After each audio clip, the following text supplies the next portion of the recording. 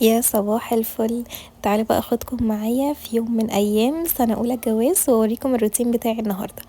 اول حاجة بقى صحينا عملنا فطار، عملنا بيض وعملنا فول بالزيت والليمون، وعملنا البيض كده بجبنة كان طعمه حلو قوي، قطعت معاه كمان خيار وطماطم.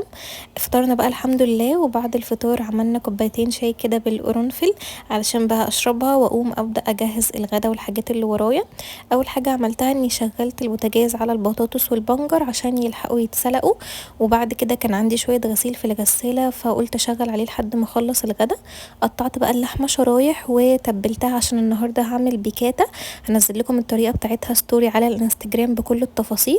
حطيت عليها كمان شوية لبن وسبتها بقى في التتبيلة شوية حلوين لحد ما بدأ اجهز باقي الحاجة. سلقت شوية خضار للمكرونة وقطعت كمان معاها بصل، والقطعة دي بجد من احلى الحاجات اللي انا اشتريتها وعملية جدا.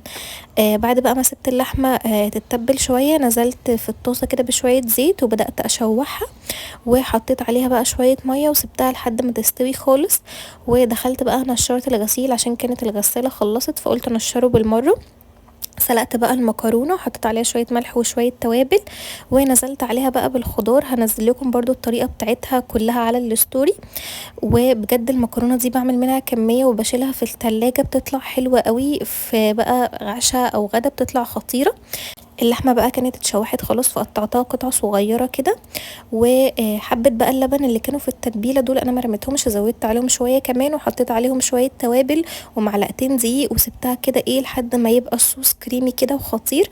كل التفاصيل دي هكتبها لكم في الستوري. بدأت بقى اغرف والحمد لله اتغدينا والاكل كان طعمه خطير. عملت سلطه بطاطس وسلطه بنجر وكان تحفه الحمد لله. بعد ما خلصت الغدا بقى شلت بواقي الاكل في علب كده وحطيتها في التلاجة، ولبست ونزلت عشان عايزة اشتري حاجة من الحاجات اللي كان نفسي فيها السنة دي. اخيرا اشتريت المج الستانلي، بجد مبسوطة بيه جدا، ومبسوطة اكتر ان انا لقيت حاجة شبه شخصيتي. كنت بدور دايما مش بلاقيه، لقيت اللي هو عليه مكتوب عليه باربي ده وعليه رسمة باربي، بجد كان حلو قوي.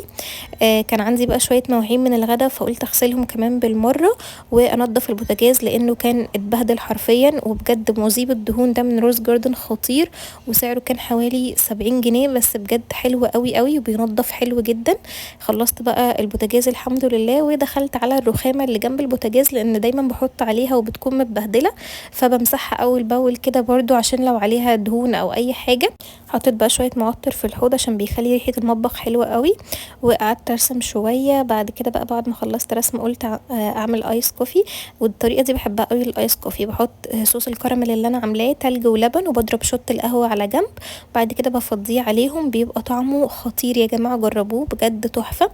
بعد كده بقى قلت اشغل بخور عشان يخلي ريحه البيت حلوه كده ويحسسني بالهدوء وريلاكس كده. وشغلت بقى مسلسل قديم بحبه وبحب اتفرج عليه قوي، لو عارفينه اكتبولي في الكومنتات. وبس كده يومي خلص، استنوني في فلوج جديد.